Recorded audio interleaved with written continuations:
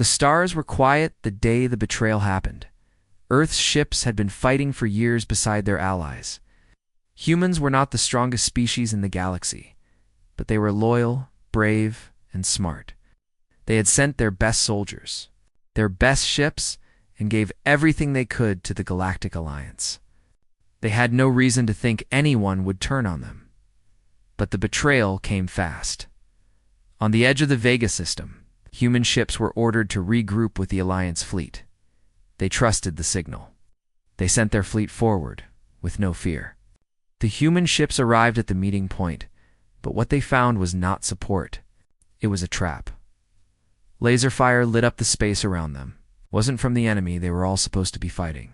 It came from their own allies, the same ones they had shared food, plans, and battlefields with. Within minutes, dozens of human ships were destroyed. Only a few escaped to warn Earth. Planet after planet fell after that. The Alliance forces moved quickly.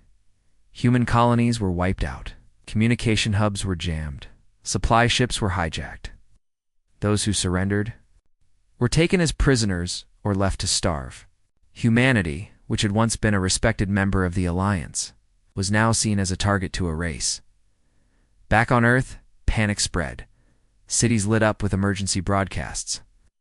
Leaders shouted at screens, trying to contact the very allies who now ignored them. Some human diplomats were trapped on alien planets. Others were executed when they protested the betrayal. Children watched in fear as their world collapsed. Earth's defense forces did what they could. They sent rescue teams to retreating ships. They activated old satellite shields and hid their last remaining tech behind deep ice layers in Antarctica and Mars. But it wasn't enough. The damage was too great. In one final message sent from the human flagship before it was destroyed, Captain Ellis said, "We gave them everything, and now they take everything from us. But we will remember. We will rebuild."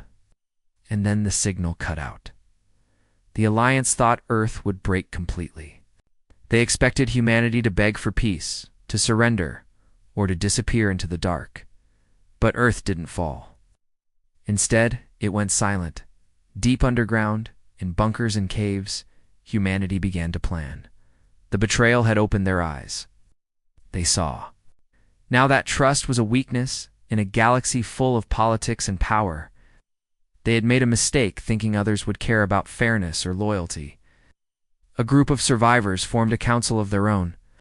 It was not led by politicians, but by engineers, scientists, and retired fleet captains. They called themselves the Stone Circle.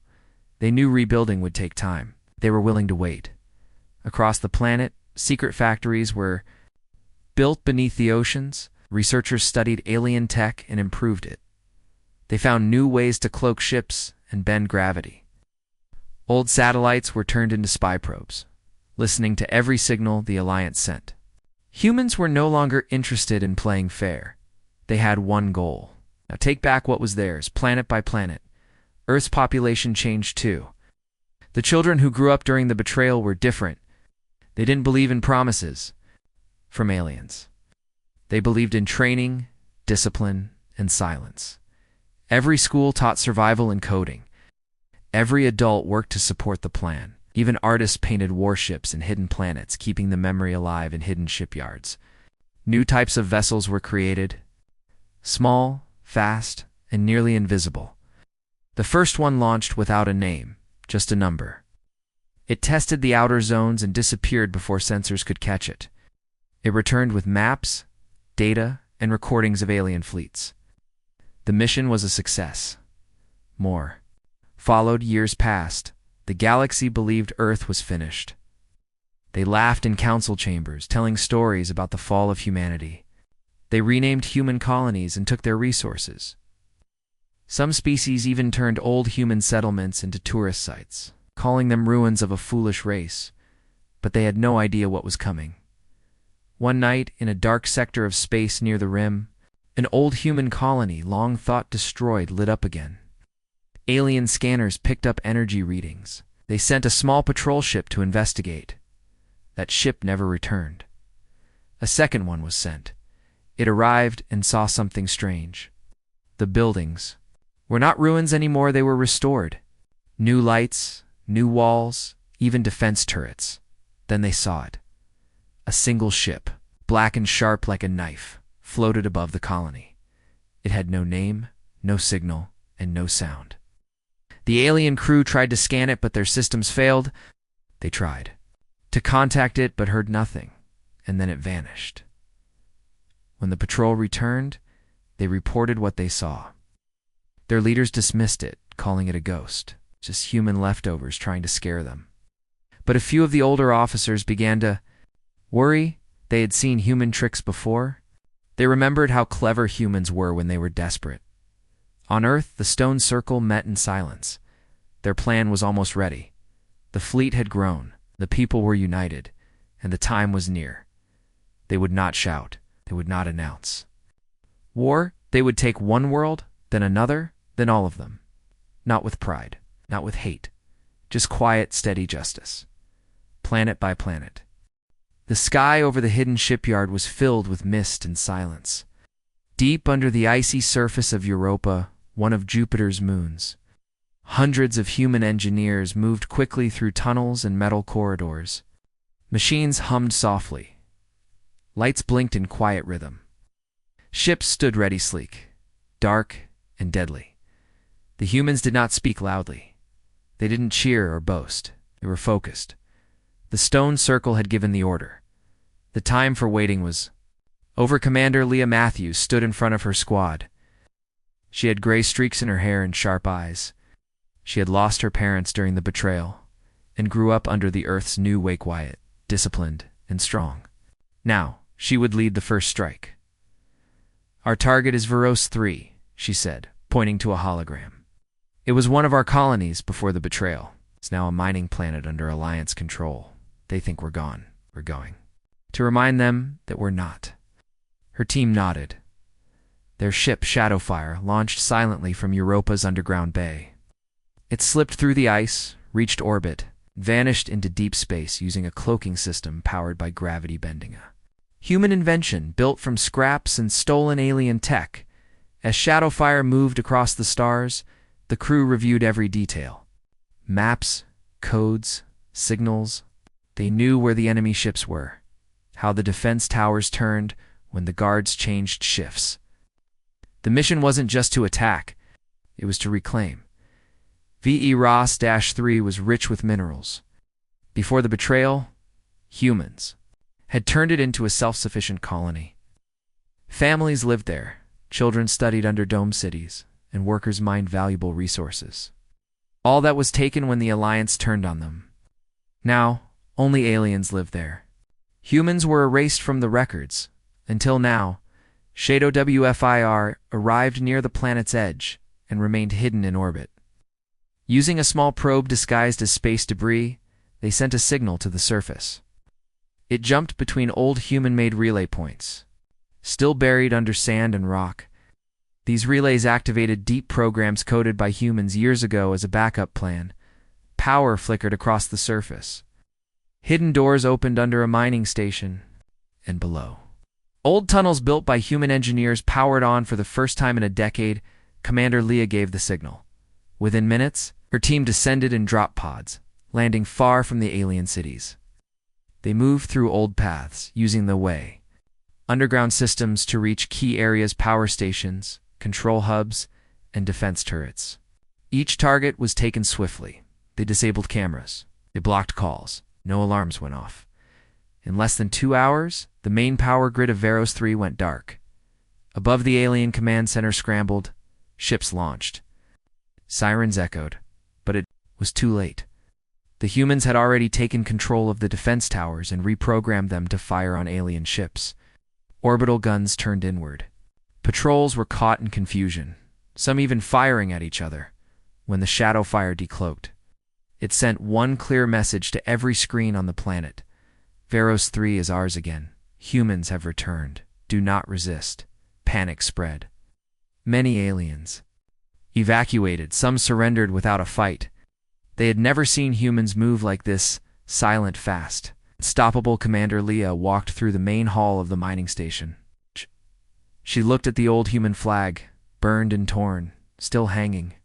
On a broken wall, she took it down and handed it to her second-in-command. "Fix it," she said. "Hang it back up." The stone circle received the message. Mission complete.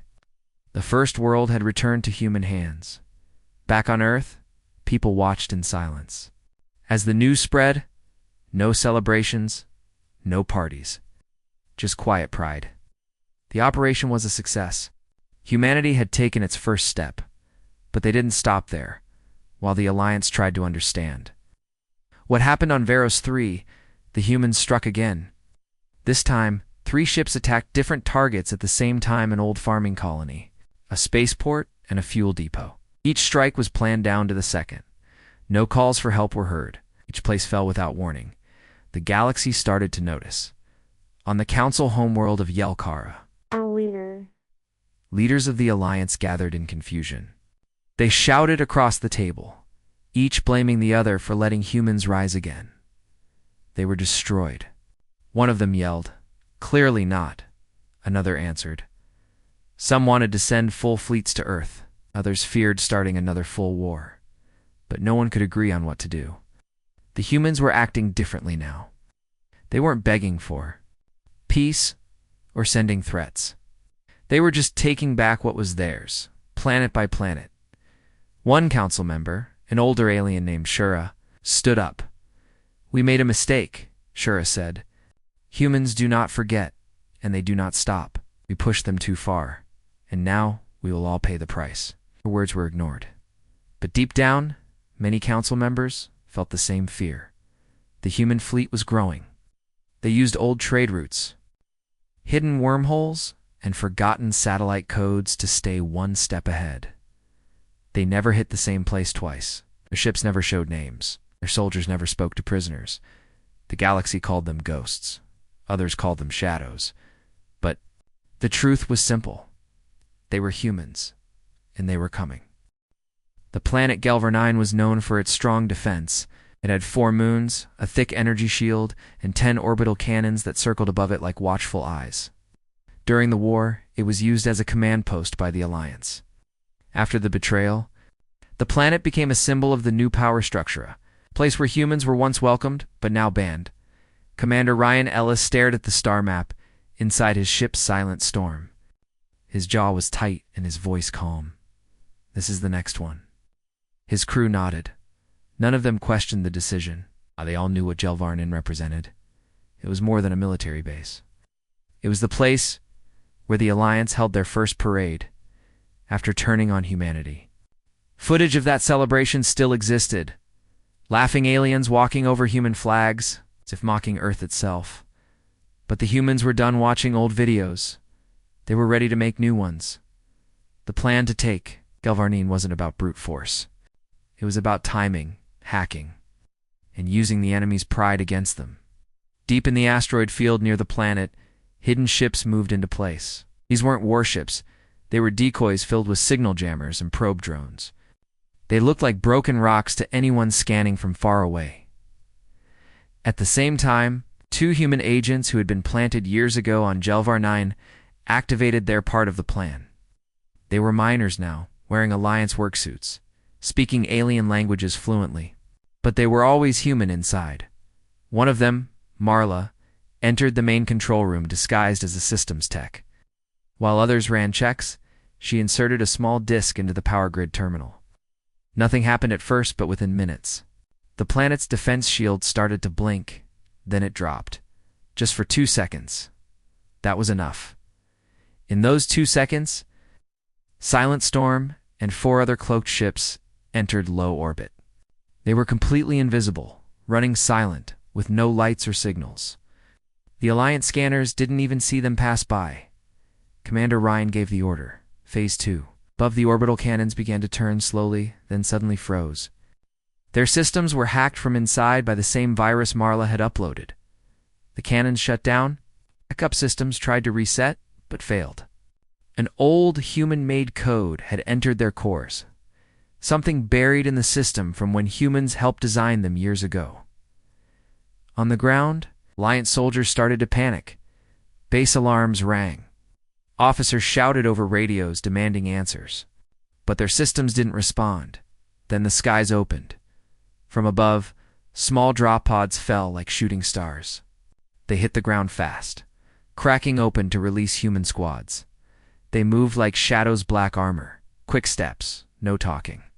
Within minutes, they had secured 3 landing zones and blocked the main roads. Commander Ryan stepped out of his pod and looked around. He remembered this base. He had trained here long ago. Now it looked different. Talion banners on the walls, statues of Alliance leaders where human scientists once stood. Walked past them without a word. The command tower was their goal. It stood tall in the center of the city, covered in glass and steel. From there, the Alliance watched every signal in the nearby systems. It was the heart of their control. "Secure the tower," Ryan ordered. His team moved with precision. Using old tunnels built by humans, they avoided patrols and reached the base of the tower in under an hour. They planted charges and waited. At the exact second the charges blew, all human ships above the planet uncloaked. They lit up the sky with power, but not weapons. They sent a message to every device on Jelver 9. "You took what was ours. We have come to take it back." The explosions rocked the base. Soldiers rushed outside only to find themselves surrounded by human squads. Drones flew through the sky, jamming their weapons and knocking out power. In less than 15 minutes, the command tower was under human control. Inside, Marla entered the broadcast room. She stood in front of a camera that linked to the galactic news system. She didn't smile. She didn't shout. She simply said, "Jelver 9 is no longer yours. Earth remembers. We are not finished." The video spread across the galaxy in hours. On the council world of Yelkara, panic grew. Every species who had betrayed the humans started to look over their shoulders. Some called emergency meetings. Others sent spies to learn more, but no one had answers. How had humans returned so strong? How had they built so much in secret? How were they striking with such speed and silence? A few leaders tried to warn others. They had studied human history. They knew how humans worked when they were hurt. Not loud, not reckless, just determined. One elder alien named Tholok said it best: "Humans don't fight to win fame. They fight to survive." And now they fight. For justice. There's nothing more dangerous than a species that's quiet and remembers. The council didn't agree on a plan. Some still believed they could stop the humans with numbers. Others wanted peace, but feared it was too late, back on Jelvar 9. Humans raised their old flag again. Commander Ryan watched as it moved in the wind above the tower. He said nothing. His face was calm, but inside, like every human on that planet, he felt something rise. Not revenge, not hate, just purpose. The 3rd planet was now theirs. And there were many more to go. The galaxy was not laughing anymore. What started as whispers had turned into fear. One by one, planets were being taken back by humans. The Alliance leaders held secret meetings, trying to understand how humanity had returned so strong, so fast, and so organized. No one had seen it coming. Some believed humans were being helped by another empire. Others thought it was just luck. But those who had fought against humans before knew better. It wasn't luck. It was patience. It's planning and pain. On the planet of Voltron, once a human research station, now controlled by the Alliance, fear had already started to grow. The local governor, a creature with wide orange eyes named Crawl, ordered double patrols and full system checks every day. He knew the pattern now. Humans struck quietly. They didn't send warnings or armies. They appeared when no one expected and took everything. Crawl stood on the roof of the control tower, watching the sky. "We won't fall like the others," he said. "We're ready." He was wrong. Far beyond Voltron's orbit, in a hollowed-out moon, a new human fleet had gathered. Unlike the last missions, this strike involved multiple groups. Ships from the Europa base, the Mars defense ring, and the outer asteroid colonies were all working together. They had practiced for months. Each ship had its role.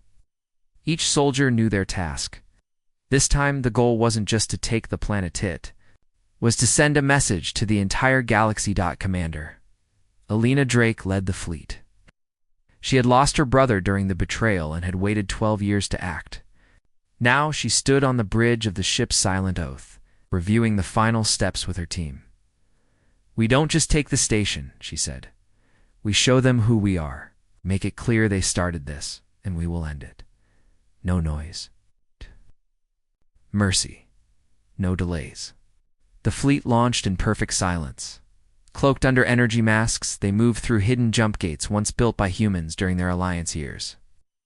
These old gates had been forgotten by the Council, but not by Earth. Within hours, they arrived near Vault. The planet's scanners showed nothing. No alerts. No signals. The human ships were invisible. And then the storm began. Step 1. Disable comes. A satellite. Network orbiting Voltran blinked out. Alliance signals were cut off mid-transmission. Ships couldn't talk to each other.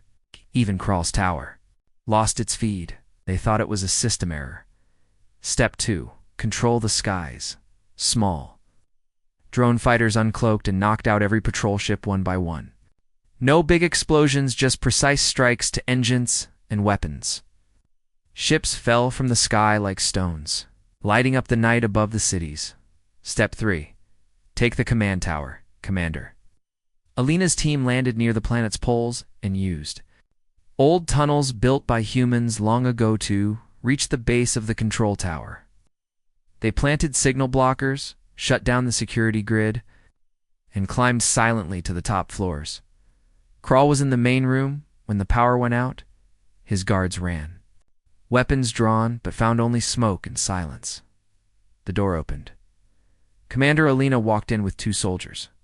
Her armor was black and marked with an old human flag on the shoulder. She looked at Krall and said calmly, "This station belonged to us. Now it belongs to us again." Krall tried to argue, but no one listened. The tower was taken without a fight. Step 4. Make it known. All screens across the planet lit up. Human voice read a message spoken in multiple languages. "We are not your enemies, but we will never be your victims again. This world is free. Step aside or be removed." Planet by planet, aliens across Voltron stopped what they were doing. Many of them dropped their tools and fled. Others just stood in silence. They had seen the pattern. They knew resistance meant defeat. Within 2 days, Voltran was under full human control. Research centers were cleaned. Human scientists, long in hiding, returned. Children born in secret on distant ships stepped onto soil they had never seen but always heard about. It felt like coming home. Commander Alina walked the old halls of the science complex. She touched the walls, remembering her brother's voice in the recordings they had recovered. He had died trying to protect this place. She whispered, "We did it?" But she didn't smile, because they weren't done yet. As news of Voltran's fall reached the outer systems, chaos broke out. Some Alliance members began breaking their old deals. Small empires pulled their fleets back, hoping to avoid becoming targets.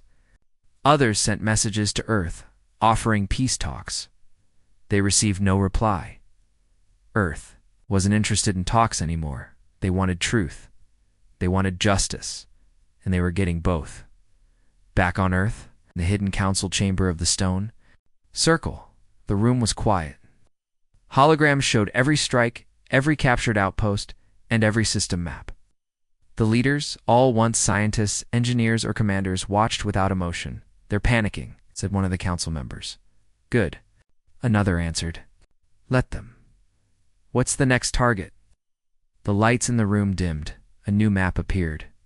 This one showed a world the Alliance never expected the humans to touch.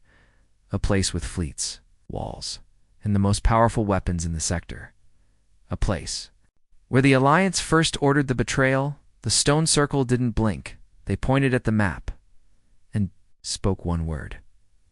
Next. The planet was called Severian Prime. It was not just another world. It was the Alliance's heart, the place where the betrayal was ordered.